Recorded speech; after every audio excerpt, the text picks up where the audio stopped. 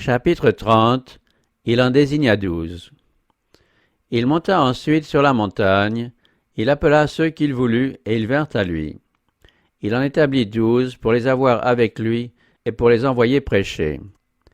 C'est à peu de distance de la mer de Galilée, sur un versant ombragé, que les 12 furent appelés à l'apostolat et que Jésus prononça le sermon sur la montagne. Ils recherchaient les champs et les collines, préférant enseigner en pleine nature plutôt que dans le temple ou dans les synagogues. Aucune synagogue n'eût été d'ailleurs assez vaste pour contenir les foules qui le suivaient. Mais Jésus avait une autre raison pour préférer enseigner dans les champs et les bosquets. Il aimait les spectacles qu'offre la nature. Une retraite tranquille était pour lui un temple sacré. Les premiers habitants de la terre avaient établi leur sanctuaire sous les arbres du jardin d'Éden. C'est là que le Christ avait communié avec le Père de l'humanité. Bannis du paradis, nos premiers parents continuèrent à adorer dans les champs et les bosquets. C'est là que le Christ leur apportait l'évangile de la grâce. C'est aussi le Christ qui parla avec Abraham sous les chênes de Mamré, avec Isaac alors qu'il sortait dans les champs pour prier vers le soir, avec Jacob sur la colline de Béthel, avec Moïse dans les montagnes de Madian, avec le jeune David gardant ses troupeaux. C'est d'après les directions données par le Christ que pendant 15 siècles, les Hébreux avaient quitté leur foyer pour une semaine chaque année pour demeurer sous des tentes faites avec des branches de palmiers, des rameaux d'arbres touffus et des saules de rivière. Pour instruire ses disciples, Jésus préférait fuir la confusion des villes et se retirer dans la solitude des champs et des coteaux, cadre mieux adapté pour leur inculquer des leçons d'abnégation.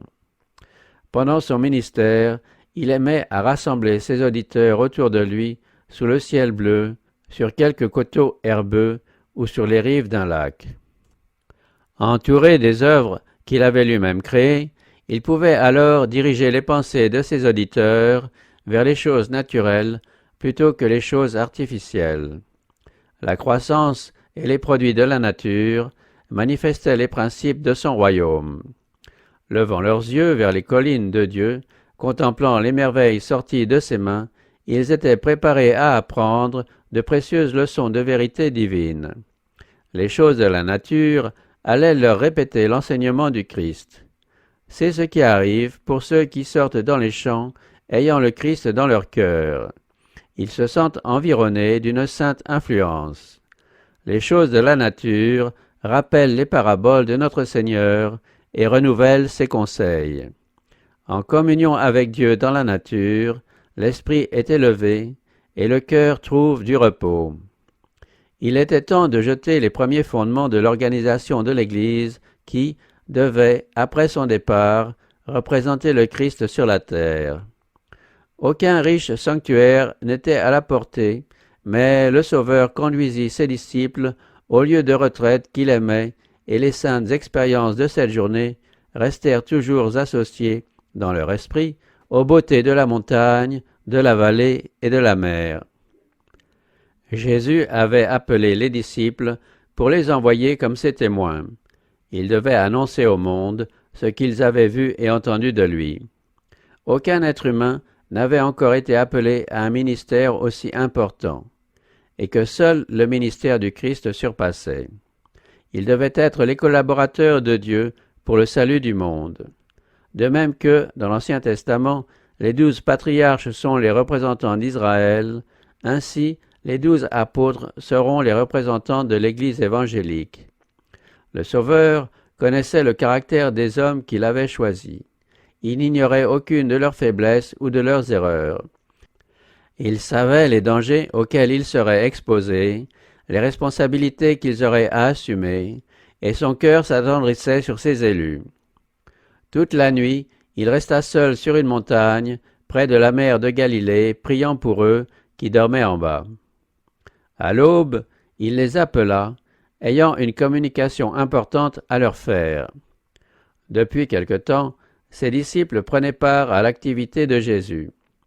Jean et Jacques, André et Pierre, ainsi que Philippe, Nathanaël et Matthieu, lui était plus étroitement associé que les autres, et avait assisté à un plus grand nombre de ses miracles. Pierre, Jacques et Jean, presque constamment près de lui, voyant ses œuvres et écoutant ses paroles, étaient particulièrement unis à lui. Jean, admis dans une intimité encore plus grande avec Jésus, fut désigné comme étant le disciple que Jésus aimait. Le Sauveur les aimait tous, mais Jean avait une âme plus réceptive. Plus jeune, il ouvrait, plus que les autres, et avec une confiance enfantine, son cœur à Jésus. Aussi, un lien plus sympathique s'établit-il entre lui et le Christ, et c'est par lui que furent communiqués les enseignements les plus profonds du Sauveur. Philippe se trouvait à la tête de l'un des groupes composant le collège apostolique. C'est à lui en tout premier lieu qu'avait été adressé l'appel « Suis-moi ». Il était de Bethsaïda, la ville d'André et de Pierre. Il avait écouté l'enseignement de Jean-Baptiste et avait entendu ce dernier désigner le Christ comme l'agneau de Dieu. Philippe cherchait sincèrement la vérité, mais il était lent à croire. La manière dont il annonça le Christ à Nathanaël montre qu'il n'était pas encore pleinement convaincu de sa divinité, quoiqu'il se fût déjà joint à lui. Bien que la voix du ciel lui proclamait fils de Dieu, il n'était encore pour Philippe que Jésus de Nazareth, fils de Joseph. Le manque de foi de Philippe se manifesta encore quand 5000 hommes furent miraculeusement rassasiés.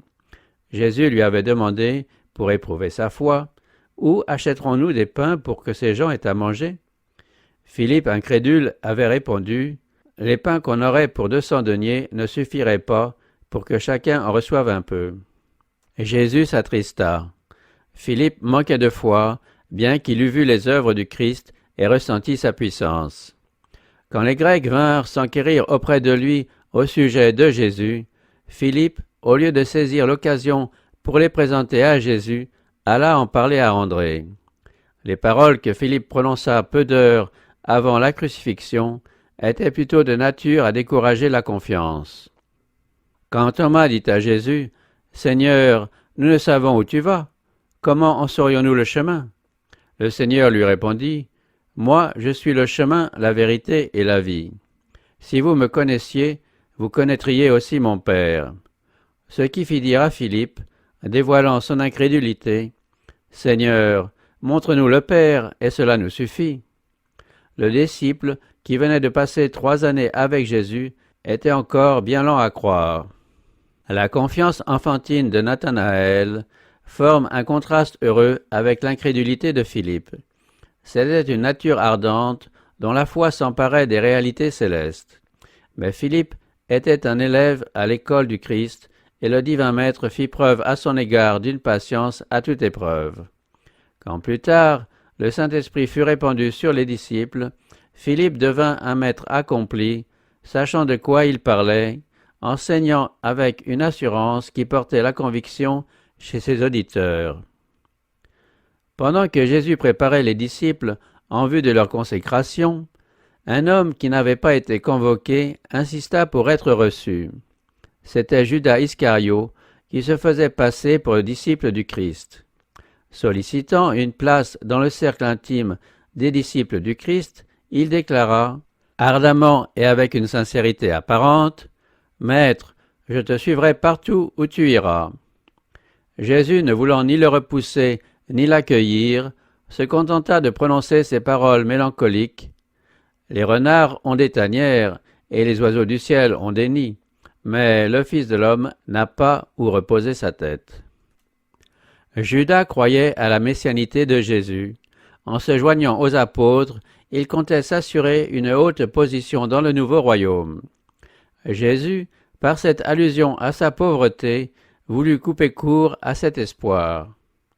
Les disciples désiraient vivement voir Judas parmi eux. De belle apparence, doué d'une grande intelligence et de beaucoup d'habileté, il fut recommandé par eux à Jésus comme pouvant devenir très utile à son œuvre. On fut surpris de voir Jésus le recevoir froidement. Les disciples étaient d'ailleurs très déçus de constater le peu d'efforts que faisait Jésus pour s'assurer le concours des chefs d'Israël. À leur point de vue, il commettait une erreur en n'affermissant pas sa cause avec l'appui de ces hommes influents. Ils eussent douté de la sagesse de leur maître s'il avait renvoyé Judas. L'histoire subséquente de celui-ci devait leur montrer combien il est périlleux de se laisser influencer par des considérations humaines quand il s'agit de décider si un homme est apte ou non à l'œuvre de Dieu. C'eût été livrer l'œuvre à ses pires ennemis que de la confier à ces hommes dont les disciples désiraient obtenir la coopération. Au moment où Judas se joignit aux disciples, la beauté du caractère du Christ ne le laissait pas insensible. Il subissait l'influence de cette puissance divine attirant les âmes. Celui qui ne brisait pas le roseau froissé et qui n'éteignait pas le lumignon fumant ne voulait pas repousser cette âme tant qu'elle ressentait le moindre désir de lumière. Le Sauveur lisait dans le cœur de Judas. Il prévoyait dans quels abîmes d'iniquité il s'enfoncerait s'il n'était délivré par la grâce de Dieu. En s'attachant à cet homme, Jésus le mettait en contact quotidien avec son amour. Judas pouvait devenir sujet du royaume de Dieu s'il consentait à ouvrir son cœur au Christ afin de permettre à la grâce divine d'en bannir le démon de l'égoïsme. Dieu prend les hommes tels qu'ils sont, avec tout ce qu'il y a d'humain dans leur caractère, et il les façonne pour son service, pourvu qu'ils se soumettent à sa discipline et soient dociles à ses enseignements. Ils sont choisis, malgré leurs imperfections, pour être transformés à son image, en apprenant à connaître la vérité et à la mettre en pratique.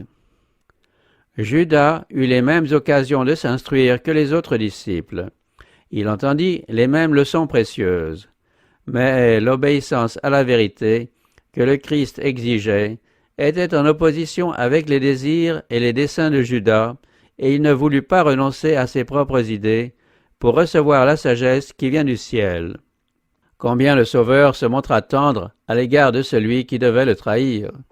Dans son enseignement, Jésus insistait sur des principes de bienveillance qui s'attaquaient à la racine même de l'avarice. Il montrait à Judas le caractère odieux de la cupidité, et le disciple comprit plus d'une fois que son caractère venait d'être esquissé et son péché signalé, mais il ne voulait pas confesser et abandonner ses fautes. Trop confiant en lui-même, au lieu de résister à la tentation, il persévérait dans ses pratiques frauduleuses. Le Christ se tenait devant lui comme un vivant exemple de ce qu'il était appelé à devenir lui-même s'il participait aux bienfaits de la médiation et du ministère divin, mais ces leçons frappèrent inutilement l'oreille de Judas. Jésus ne reprit pas sévèrement Judas au sujet de son avarice. Tout en lui montrant qu'il lisait dans son cœur, comme en un livre ouvert, il supporta cet homme égaré avec une patience divine. Il lui recommanda si bien les mobiles d'action les plus nobles que Judas n'aurait aucune excuse en rejetant la lumière du ciel. Au lieu de marcher dans la lumière, Judas préféra garder ses défauts. Il caressa de mauvais désirs de vengeance, des pensées sombres et malveillantes. Satan finit par le dominer complètement. Judas devint un représentant de l'ennemi du Christ. Au moment où il fut associé à Jésus, Judas possédait d'excellentes qualités, grâce auxquelles il eût pu être une source de bénédiction pour l'Église. S'il s'était soumis volontiers au joug du Christ, il serait devenu l'un des principaux parmi les apôtres. Mais chaque fois que ses défauts furent signalés, il endurcit son cœur et, dans un esprit d'orgueil et de révolte, donna la préférence à ses ambitions égoïstes. Par là, il se disqualifia pour l'œuvre que Dieu lui avait confiée. Tous les disciples avaient de graves défauts lorsqu'ils furent appelés au service de Jésus. Jean lui-même, qui fut le plus étroitement associé à celui qui est humble et débonnaire, n'était ni doux ni facile par nature. Lui et son frère étaient appelés les fils du tonnerre. Tout manque d'égard pour le maître, lorsqu'ils étaient avec lui, provoquait leur indignation et leur attitude combative. Tempérament colérique, vindicatif, porté à la médisance, orgueilleux, convoitant la première place dans le royaume de Dieu, voilà ce qu'était le disciple bien-aimé. Mais il put admirer jour après jour, la tendresse et le long support de Jésus, qui contrastait si étrangement avec la violence de son caractère. Il écouta les leçons d'humilité et de patience qui lui furent données. Ouvrant son cœur à l'influence divine, il ne se contenta pas d'entendre les paroles du Sauveur, mais voulut les mettre en pratique. Son moi fut caché en Christ. Il apprit à se placer sous son joug et à porter son fardeau. Jésus adressait aux disciples des reproches et des avertissements. Néanmoins, Jean et ses frères ne le quittèrent pas. Ils s'attachèrent à lui en dépit de ses reproches. Le Sauveur, de son côté, ne se retira pas loin d'eux à cause de leur faiblesse et de leurs erreurs. Ils continuèrent jusqu'à la fin à partager ses épreuves et à profiter des leçons de sa vie. Par la contemplation du Christ, leurs caractères furent transformés. Les apôtres étaient très différents les uns des autres par leurs habitudes et par leurs dispositions. Il y avait le péager, Lévi-Matthieu, Simon, l'ardent zélote, n'admettant aucun compromis avec le pouvoir romain, Pierre, généreux et impulsif, Judas, à l'âme mesquine, Thomas, dont le cœur était bon, mais timide et craintif, Philippe, à l'esprit lent et enclin au doute, enfin les fils de Zébédée, ambitieux et francs, avec leurs frères. Tous ces hommes se trouvèrent rassemblés, chacun ayant ses défauts et ses tendances au mal, héréditaires ou acquises. Tous appelés à demeurer dans la famille de Dieu, en Christ et par Christ, devaient atteindre à l'unité de la foi, de la doctrine et de l'esprit. Ils connaîtraient les épreuves, les diversités d'opinions, suscitant parfois des griefs, mais toute dissension serait évitée aussi longtemps que le Christ habiterait dans leur cœur. Son amour les ferait s'entraimer. Les instructions du Maître établiraient l'harmonie entre eux, ramenant les disciples à l'unité, tant et si bien qu'ils finiraient par être d'un même esprit et à n'avoir qu'un même jugement. Le Christ étant le grand centre, ils se rapprochaient mutuellement dans la mesure même où ils se rapprocheraient du centre. Ayant achevé d'instruire ses disciples, Jésus les réunit tout près de lui. À genoux au milieu d'eux, il étendit les mains sur leurs têtes et les consacra par une prière à leur ministère sacré. C'est ainsi que les disciples du Seigneur reçurent leur consécration au ministère évangélique. Le Christ n'a pas choisi des anges qui ne sont pas tombés pour le représenter auprès des hommes, mais des êtres humains sujets aux mêmes passions que ceux qu'il cherche à sauver. La collaboration du divin et de l'humain étant nécessaire pour sauver le monde, le Christ a revêtu l'humanité. La divinité avait besoin de l'humanité afin que l'humanité eût un moyen de communication avec Dieu. Ainsi en est-il des serviteurs et des messagers du Christ. L'homme a besoin d'un pouvoir extérieur et supérieur à lui pour rétablir en lui l'image de Dieu et lui donner la possibilité d'accomplir l'œuvre de Dieu. Mais ceci ne rend pas inutile l'élément humain. L'humanité se saisit de la puissance divine et le Christ habite dans le cœur par la foi. La force de l'homme peut agir alors grâce à la coopération du divin. Celui qui appela les pécheurs de Galilée appelle encore aujourd'hui des hommes à son service. Il est tout aussi désireux de manifester sa puissance par nous qu'il ne l'était de le faire par ses premiers disciples. Quel que soit notre état d'imperfection et de péché, le Seigneur nous offre de devenir ses associés et ses imitateurs. Il nous invite à recevoir ses instructions divines pour que, étant unis à lui, nous devenions capables d'accomplir ses œuvres. Nous portons ce trésor dans des vases de terre, afin que cette grande puissance soit attribuée à Dieu et non pas à nous. C'est pour cette raison que la prédication de l'Évangile a été confiée à des hommes pécheurs plutôt qu'à des anges. Il est manifeste que c'est la puissance de Dieu qui opère à travers la faiblesse humaine. Ainsi, nous sommes encouragés à croire que cette puissance, qui en a sauvé d'aussi faibles que nous, peut nous sauver nous-mêmes. Ceux qui sont sujets à la faiblesse devront aussi avoir de la compréhension pour les ignorants et les égarés. Ayant été eux-mêmes en péril, ils connaissent les dangers et les difficultés du chemin. Ils sont donc appelés à secourir ceux qui se trouvent dans un péril semblable. Il y a des âmes affligées par le doute, accablées sous le poids des infirmités, dont la faible foi est incapable de saisir l'invisible. Mais un ami, venant à elles d'une manière sensible, à la place du Christ, peut servir d'anneau pour fixer leur foi tremblante sur le Christ. Nous devons présenter Jésus au monde en union avec les anges du ciel. Ceux-ci attendent, avec une ardeur presque impatiente, notre coopération, car c'est par l'homme que la communication s'établit avec l'homme.